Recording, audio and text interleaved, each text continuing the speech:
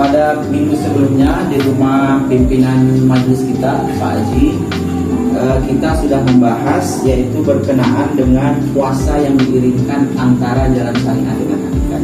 Pada minggu sebelumnya kita sudah bahas tentang syariatnya.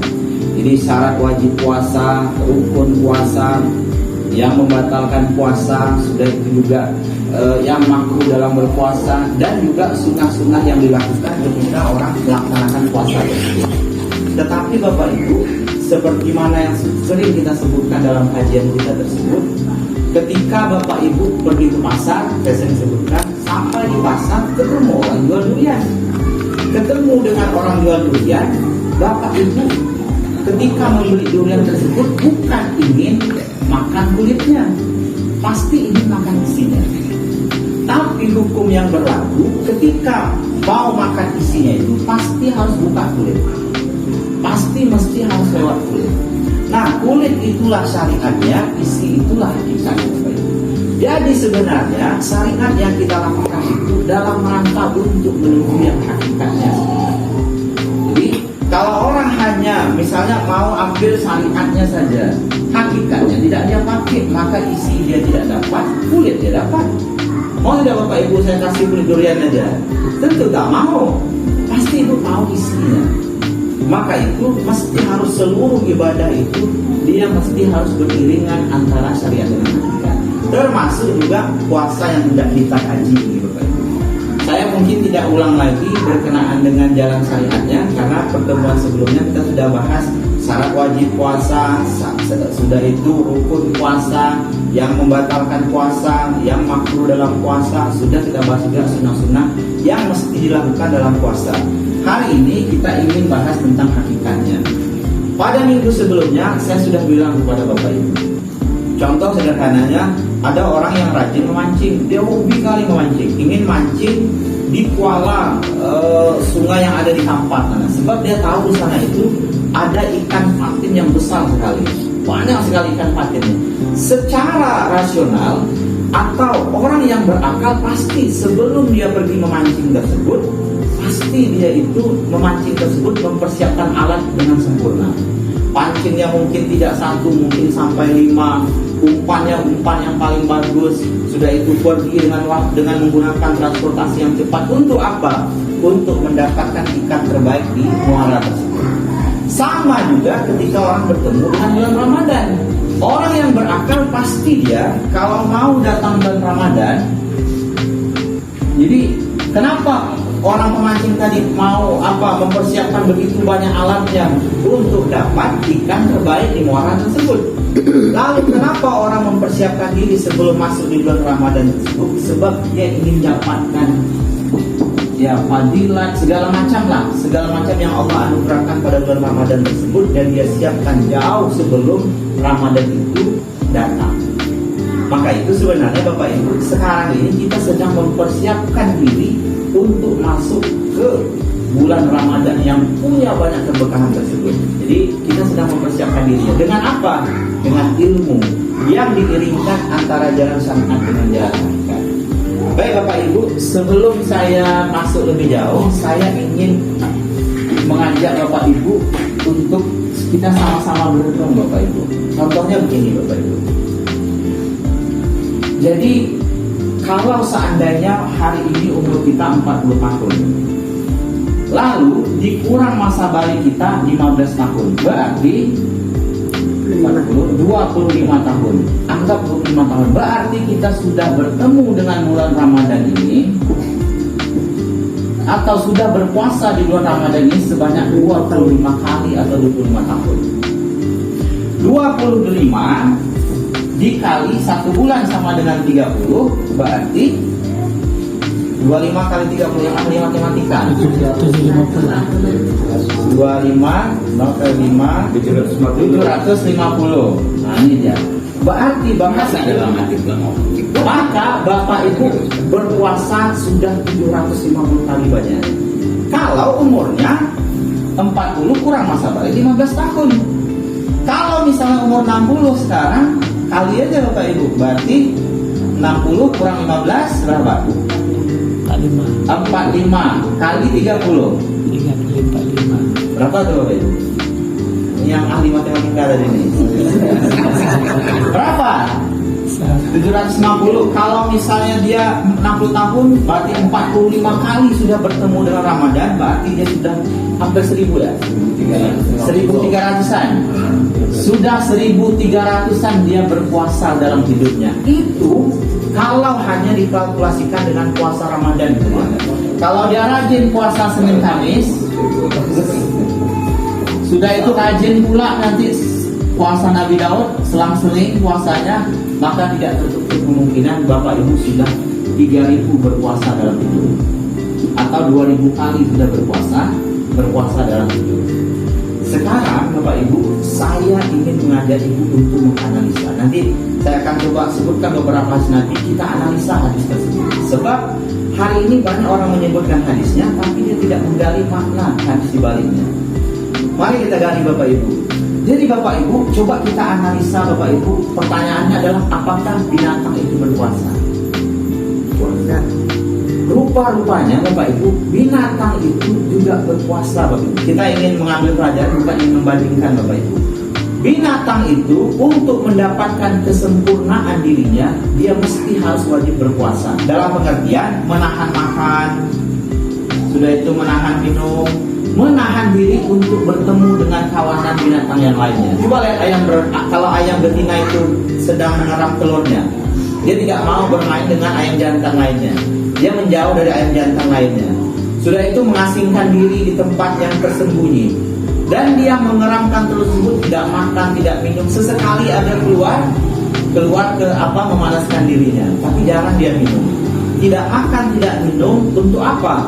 Untuk mendapatkan kesempurnaan dirinya. Jadi Bapak Ibu, ayam betina itu untuk mendapatkan kesempurnaan dirinya, atau disebut sebagai ayam kamil. Nah, kamil itu sempurna Bapak Ibu. Untuk mendapatkan gelar sebagai ayam kamil tersebut, dia mesti harus berpuasa selama 21 hari lamanya. Tidak makan, tidak minum, tidak bertemu dengan kawanan laki-laki yang lain. Untuk apa? Untuk mampu menetaskan telur-telur ayam tersebut. Jadi ayam juga berpuasa. Jadi ketika untuk mendapatkan kesempurnaan agar menjadi ayam kamil, ayam dia berpuasa selama 21 hari lamanya. Coba Bapak Ibu lihat di YouTube, ada ular. Nah, ular itu pun untuk mendapatkan dirinya menjadi ular hamil, ular yang sempurna, ular itu dia mesti harus mengasingkan dirinya jauh dari kawanan ular yang lainnya, dan tidak makan dan tidak minum selama 40 hari lamanya. Jadi berpuasa 40 hari lamanya, baru ular itu bisa berganti dari kulit lama menjadi kulit baru. Bapak Ibu, kalau misalnya ada ular meyer, kalau ada ular meyer, hari ini dia tidak makan, besok dia makan, sudah itu berhenti makan lagi seminggu, besok makan lagi, maka kalaupun bisa berganti kulit, maka berganti kulit itu tidak sempurna, akan ada bercak-bercak yang tidak bagus pada kulitnya tersebut. Baru bisa berganti kulit dengan sempurna, jernih, sudah itu terang, luar biasa cantiknya, ketika ular ini 40 hari tidak makan dan tidak minum. Apalagi kepompong misalnya. Sebenarnya kalau mau disebutkan habis waktu kita bantu kepompong. Kepompong itu atau apa namanya itu yang di dalam kepompong itu? Kepompong itu dia hanya butuh 16 hari tidak makan, tidak minum dalam tempatnya tersebut. Ketika keluar dari tempat tersebut menjadi kupu-kupu yang sempurna. Sebelumnya ular, semua orang tidak suka, tapi ketika dia berpuasa selama 16 hari lalu berubah menjadi kupu-kupu, maka saat itu dia mendapatkan kesempurnaan dalam dirinya, yaitu menjadi kupu-kupu yang sempurna atau kupu-kupu hamil tersebut. Ayam hanya perlu 21 hari berpuasa jadi ayam hamil. Ular hanya perlu 40 hari berpuasa jadi ular hamil. Kepompong hanya butuh 16 hari berpuasa menjadi ular hamil. Tapi pertanyaannya Bapak Ibu, salah. Tapi pertanyaannya adalah, kenapa kita sudah 3000 kali berpuasa, kita belum lagi menjadi insan kamil? Oke. Sebenarnya ini menjadi pertanyaan yang sangat perlu dijawab jawabannya, yang perlu kita jawab pertanyaan tersebut dengan jawaban syariat dengan hakikat tersebut. Kenapa misalnya ayam ini ayam ini hanya perlu berpuasa 21 hari bisa jadi ayam kamil, 40 hari ular berpuasa tidak makan tidak minum menjadi ular kamil bisa berubah kulit lama menjadi kulit baru. Kepompong ini 16 hari tidak makan tidak minum berpuasa sehingga menjadi kupu-kupu yang indah. Kenapa kita sudah 3000 kali berpuasa kita tidak menjadi insan kamil? Kenapa akhlak kita tidak berubah? Kenapa masih mendendam, benci padahal sudah 3000 kali berpuasa? Kenapa Bapak Ibu? Seharusnya makanya dalam kajian ilmu hakikat orang mesti harus banyak bertanya dia. Kenapa bisa sampai begitu? Maka jawabannya adalah Bapak Ibu, karena dia tidak diringkas puasanya itu antara jalan syariat dengan jalan hakikat. Hari ini orang hanya banyak beribadah itu hanya duduk di makam syariat saja, terlupa untuk duduk di makam hakikat. Itulah mengapa ketika dia berpuasa tersebut tidak sampai pada tingkat insan yang sempurna tersebut. Maka itu Bapak Ibu, sebelum Ramadan ini datang, maka wajib kita itu mempelajari puasa tersebut dengan dua jalan, yaitu jalan syariat dengan jalan hakikat yang kita iringkan. Maka mudah-mudahan ketika nanti kita masuk di bulan Ramadan, lalu keluar dari bulan Ramadan ini, maka kita keluar seperti anak yang baru dilahirkan, suci, tidak ada dosa Bapak Ibu. Jadi maka mesti wajib diiringkan antara jalan syariat dengan jalan hakikat. Oleh sebab itu Bapak Ibu, para ulama tersebut mereka membagi orang yang berpuasa itu menjadi 3 golongan. Nah, jadi para ulama membagi orang berpuasa itu 3 golongan. Satu, puasanya orang awam. Ini biasanya sudah dibahas di masjid-masjid biasanya. Puasa orang awam. Yang kedua ada puasa khawas. Ada yang ketiga puasa khawasul khawas. Nah, dan kita Bapak Ibu mudah-mudahan sampai di tingkat yang ini kita Bapak Ibu. Bukan awam, bukan khawas. Nah, jadi para ulama lalu membagi puasa itu jadi 3 bagian, 3 golongan dia. Nah, nanti kita bisa lihat nanti itu. Kita ini dulu masuk yang ini atau ini. Dan setelah kita uraikan ini ketahuan kita, oh puasa saya dulu rupanya masih awam rupanya. Wajar Nabi menyebutkan robba saimin laisa lahu min siyamihi ilal ju'. Kata Nabi, banyak orang yang berpuasa tapi tidak dapat apa-apa, lapar tidak dapat, haus dia dapat. Karena saya masih di puasa golongan orang awam rupanya. Setelah naik tingkat, setelah dia mulai bersyariat, oh rupanya puasa saya sudah awas rupanya. Tapi belum beruntung. Yang mana yang beruntung itu puasa yang ketiga, puasa orang yang kawasul kawas tersebut. Maka mudah-mudahan kita masuk di golongan yang 3 ini. Bapak Ibu, puasa orang awam ini puasa orang ikut-ikutan. Datang bulan Ramadan, orang sahur dia sahur. Orang nahan makan, dia nahan makan. Orang berbuka, dia berbuka. Orang saat tarawih, dia bersaat tarawih. Ikut imam. Orang bicarakan orang, ikut juga bicarakan orang. Orang misal berjudi, ikut juga berjudi siang harinya. Semua dia bawa. Ini namanya orang puasa tanpa ilmu. Jadi orang yang berpuasa itu tanpa ilmu, dia masuk pada golongan yang pertama, yaitu puasanya orang awam. Inilah yang disebut oleh Nabi tersebut dalam hadis tersebut, yaitu rubba sa'imin laisa lahu min siyami ilal ju' wa rubba qa'imin laisa lahu min qiyami ilal sahar. Berapa banyak orang yang berpuasa kata Nabi tapi tak dapat apa-apa. Jadi Bapak Ibu, untuk apa kita misalnya bekerja tapi tak dapat hasil kerja kita? Bapak Ibu misalnya pergi ke kantor, bolak-balik pergi jam 7 sampai di kantor jam 8, nanti balik misalnya jam 4 sampai di rumah jam 5. Kadang-kadang sholat pun tertinggal, tapi tak dapat apa-apa, rugi tidak? Rugi. Maka kata Nabi, berapa banyak orang yang berpuasa tapi tak dapat apa-apa, cuma lapar dan dahaga saja dapatnya. Orang yang berada pada tingkat yang ini, yang ketika dia masuk di bulan Ramadan tersebut tidak dengan ilmu, maka dia masuk pada golongan yang pertama ini. Jadi ada orang berpuasa tapi sebelumnya dia tidak tuntut dulu ilmu tentang puasa tersebut. Dia puasanya itu seperti Nabi katakan tidak dapat apa-apa. Jadi seperti dia dapat lapar, haus dan dahaga saja. Nah, lalu kemudian para ulama menyebutkan ada golongan yang kedua lebih tinggi dari golongan awam ini, yaitu golongan khawas. Ini puasanya orang yang soleh Bapak Ibu. Apa dia? Dia berpuasa ini mengikat dirinya dengan syariat. sudah tinggi puasanya daripada puasa orang awam. Tapi Bapak Ibu, melalui kajian kita pada majelis hakikat ini, orang ini pun masih belum beruntung.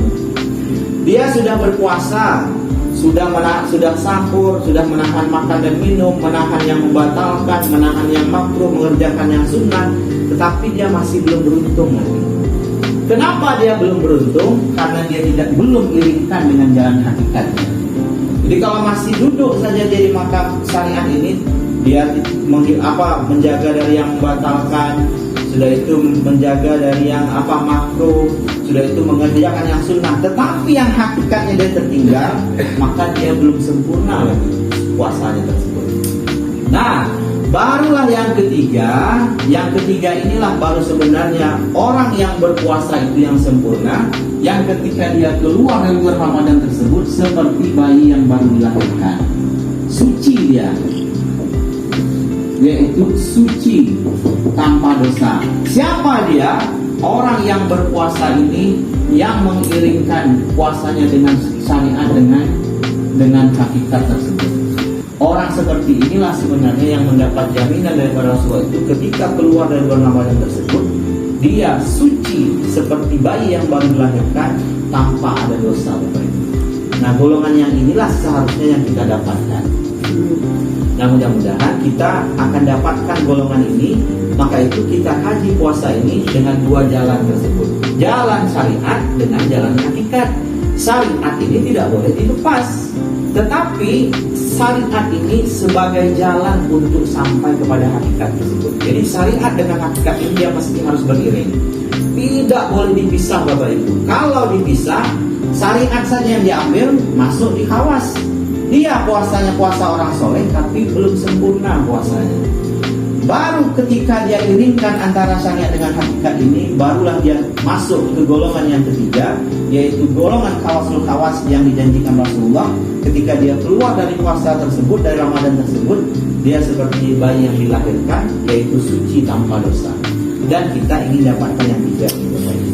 Nah, bagaimana caranya supaya kita bisa masuk ke golongan yang ketiga tersebut? Maka kita mesti harus memahami hakikat daripada puasa tersebut. Bapak Ibu, saya ingin sebutkan hadis yang disebutkan tadi. Jadi hadis ini hadis yang sangat familiar Bapak Ibu. Sering sekali disebutkan oleh para ustadz di masjid. Kata dia, rubba shaimin laisa lahu min siyamihi ilal ju', wa rubba qaimin laisa lahu min qiyamihi ila sahar. Berapa banyak orang yang berpuasa tetapi tidak mendapatkan apa-apa dari puasanya, terkecuali haus, lapar, dahaga. Warubba qaimin, berapa banyak orang yang sholat malam tarawih, sholat malam misalnya sholat tahajud pada malam hari bulan Ramadan tersebut, tetapi tidak dapat apa-apa dari sholatnya tersebut, hanya dianggap oleh Allah sebagai begadang saja, ila sahar. Rugi sekali Bapak Ibu. Sekarang Bapak Ibu kita ambil kata sa'imin tersebut. Jadi rubba sa'imin,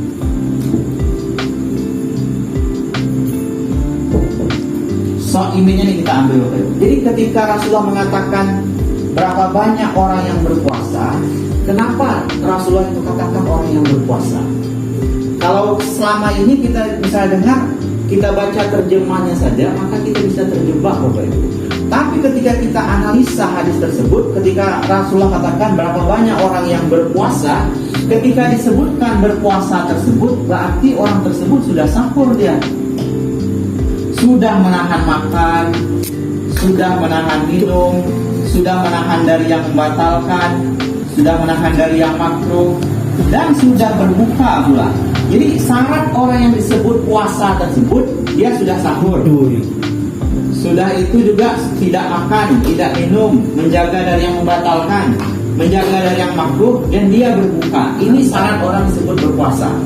Jadi kalau misalnya Pak Haji semalam dia berpuasa, berarti dia sahur, sudah itu tidak makan, tidak minum, menjaga dari yang membatalkan, menjaga dari yang makruh, sudah itu juga berbuka ketika sampai waktunya. itu orang disebut berpuasa. Jadi ketika Rasulullah katakan berapa banyak orang yang berpuasa tetapi tidak dapat apa-apa dari puasanya, hanya lapar, berarti dia sudah lakukan semua ini Bapak Ibu. Tapi mengapa sampai Nabi mengatakan orang yang sudah berpuasa, sudah melakukan ini, dia masih pada tingkat tidak mendapatkan apa-apa? Maka itu Bapak Ibu, hadis ini ketika kita analisa dengan menggunakan kacamata hakikat menjadi pertanyaan besar bagi kita Bapak Ibu. Jadi orang yang berpuasa itu ini dia sahur, tidak makan, tidak minum, menjaga yang membatalkan, menjaga yang makruh, sudah itu berbuka pada tempat pada waktunya, itu orang yang berpuasa. Tapi kenapa Nabi katakan orang ini masih disebut sebagai orang yang hanya mendapatkan lapar dan haus saja? Sudah itu kaimin.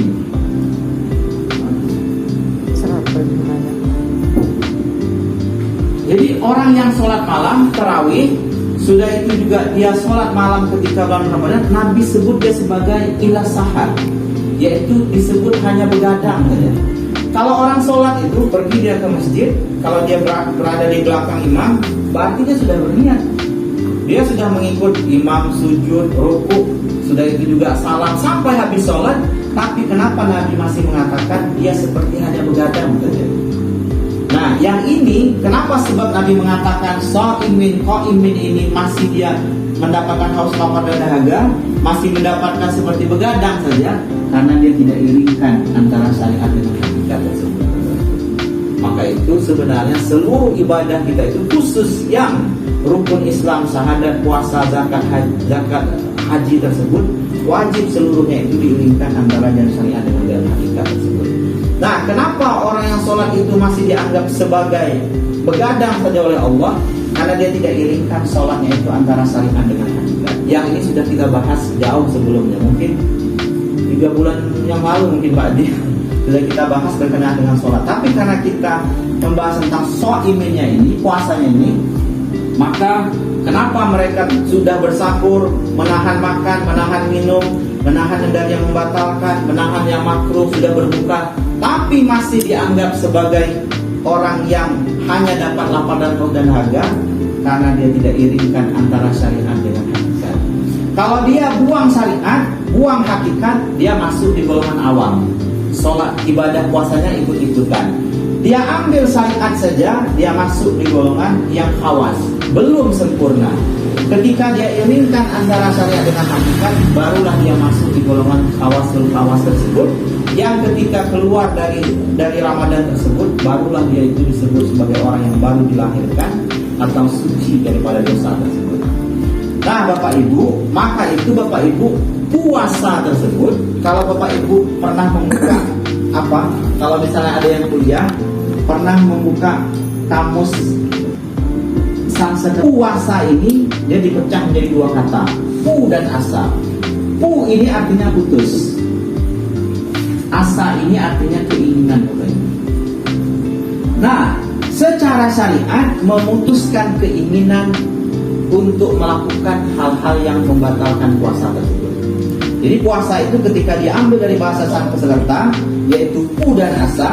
Pu itu artinya putus, asa itu keinginan.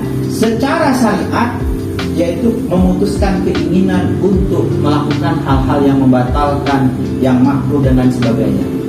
Tetapi Bapak Ibu, secara hakikat yaitu memutuskan keinginan untuk mencuri harta milik Tuhan. Jadi Bapak Ibu, ketika Bapak Ibu sudah berpuasa, menahan diri dari makan, minum, segala macam itu, maka saat itu wajib secara hakikat menahan diri untuk tidak mencuri harta Tuhan ketika sedang berpuasa. Barulah dia mengiringkan antara syariat dengan hakikat. Nah, kalau boleh saya buat tabel Bapak Ibu, biar kita mudah untuk memahaminya. Saya tadi sudah beli ini Pak, sudah beli spidol, rupanya itu beli yang permanen.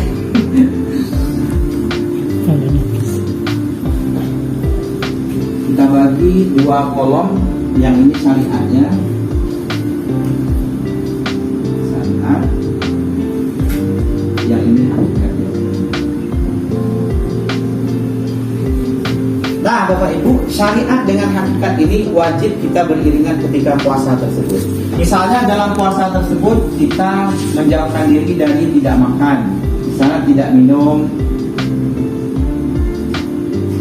tidak makan. Sudah itu menjauhkan diri yang membatalkannya. Karena dia, kalau kita kaji syariat, rukun puasa tersebut yaitu satu niat, yang kedua menghindari dari hal-hal yang membatalkan puasa tersebut. Sudah itu yang kedua yang makruh. Setelah itu yang kelima melaksanakan yang sunnah-sunnah. Ini secara syariatnya. Jadi Bapak Ibu, setelah Bapak Ibu menahan tidak makan, menahan diri dari lapar tersebut, secara hakikat setelah Bapak Ibu mampu untuk menahan lapar, menahan haus, mampu pula untuk meninggalkan yang membatalkan puasa, mampu meninggalkan yang makruh, mampu pula mengerjakan yang sunnah, maka jalan hakikatnya saat itu yang tidak boleh tertinggal, dan ini yang utamanya, Bapak Ibu mesti mampu pula menahan diri, merasa bahwa Bapak Ibu mampu untuk menahan lapar tersebut. Kira-kira paham tidak Bapak Ibu? Ya.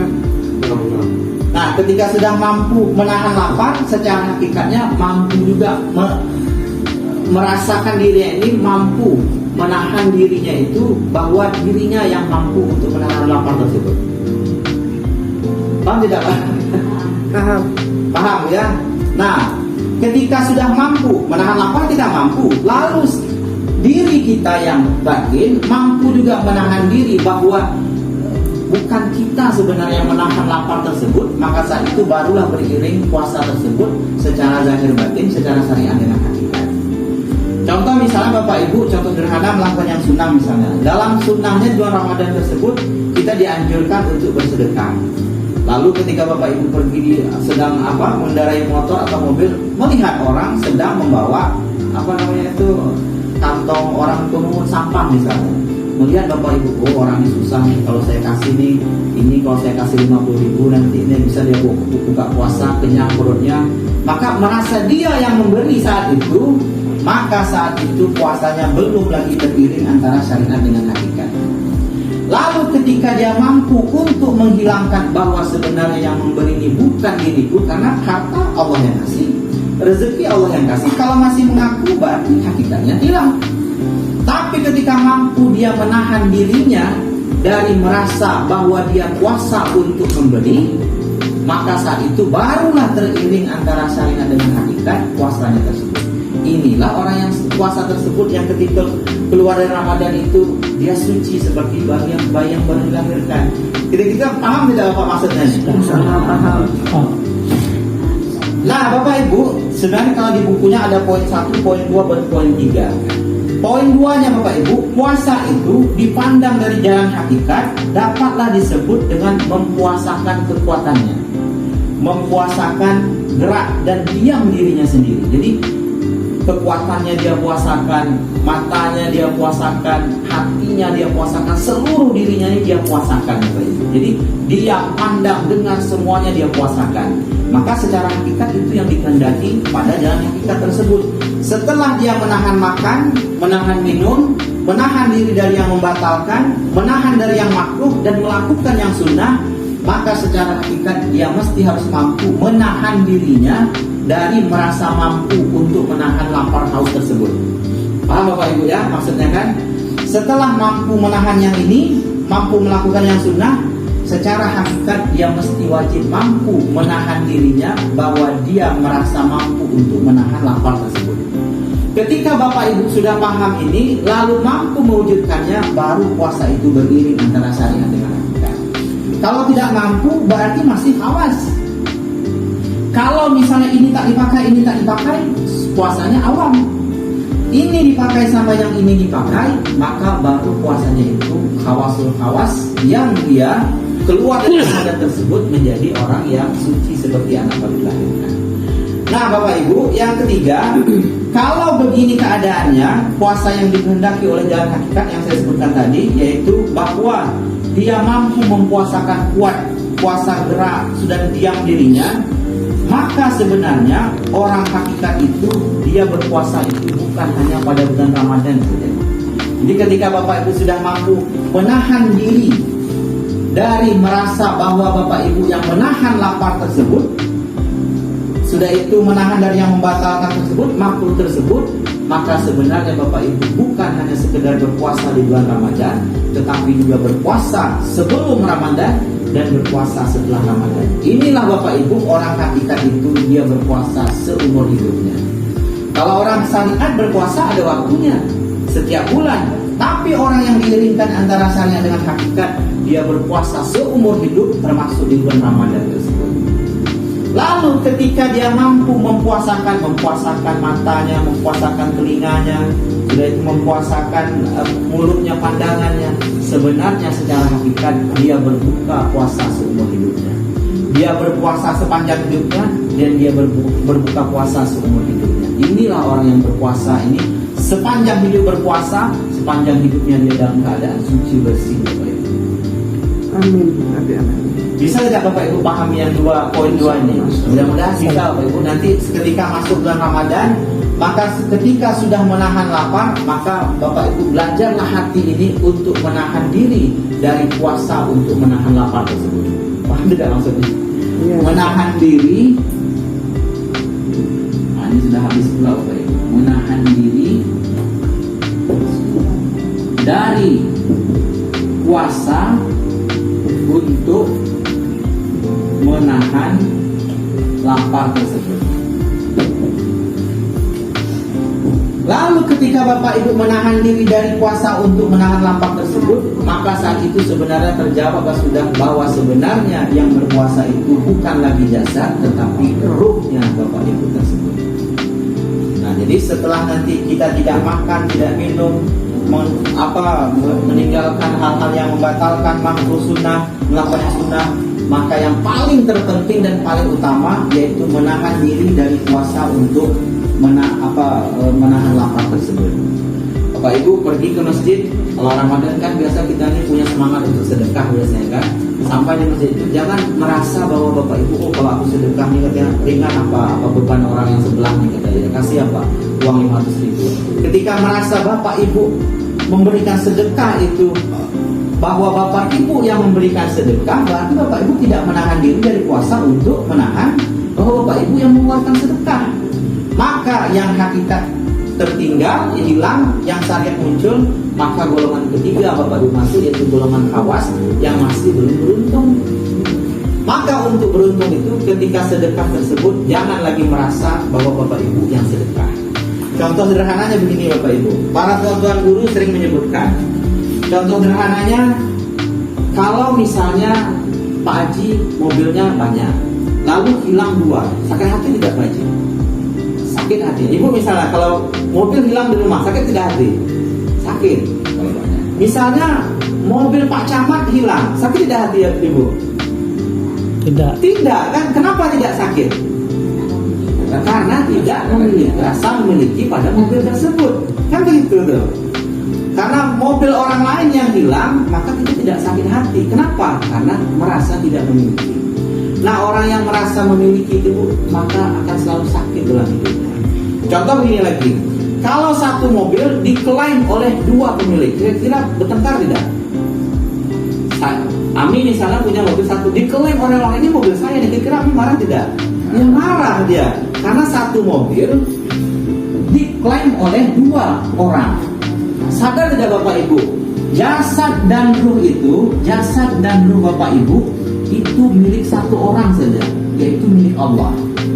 Ketika Bapak Ibu merasa itu milik Bapak Ibu, jasad dan ruh itu milik Bapak Ibu, maka saat itu diklaim oleh 2 pemilik, maka saat itu yang terjadi bertengkar. Maka itu ketika Bapak Ibu masih merasa memiliki harta, memiliki jasad, memiliki wajah yang cantik, merasa memiliki yang cantik, yang tampan, maka sebenarnya setiap hari Bapak Ibu bertengkar dengan Tuhan. Jadi ketika Bapak Ibu mengklaim bahwa itu milik Ibu, sebenarnya setiap hari Bapak Ibu sedang bertengkar dengan Tuhan. Karena mengklaim bahwa jasad itu milik Ibu, tangan ini milik Ibu, kaki ini milik Bapak, sudah itu telinga ini saya yang punya, otak ini saya yang punya sehingga saya pintar, kaki ini yang saya punya sehingga saya bisa pergi bekerja, tangan ini saya yang punya. Maka ketika Bapak mengklaim itu padahal yang punya itu cuma satu saja Allah, maka sebenarnya setiap hari Bapak Ibu bertengkar dengan Tuhan. Maka bagaimana caranya? Yang ini jangan pernah dicuri, Bapak Ibu. Jadi harta Tuhan itu jangan pernah dicuri.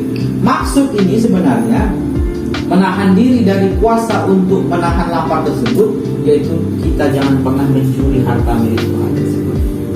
Jadi sebenarnya puasa secara hakikat itu berhenti untuk mencuri harta milik Tuhan tersebut. Jadi setelah kita melakukan tidak makan, tidak minum, terikat di mana, Bu?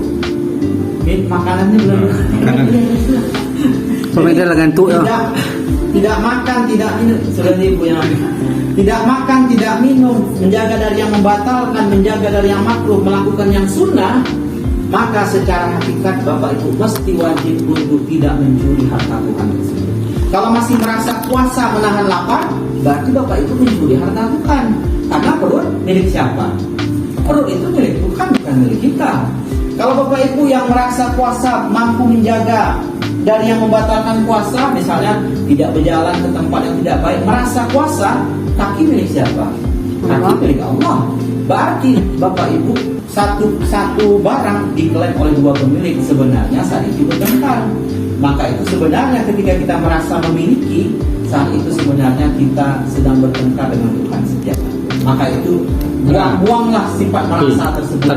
Setiap hari buanglah merasa Pada hari memiliki. itu, tahan, mi tahan, tapi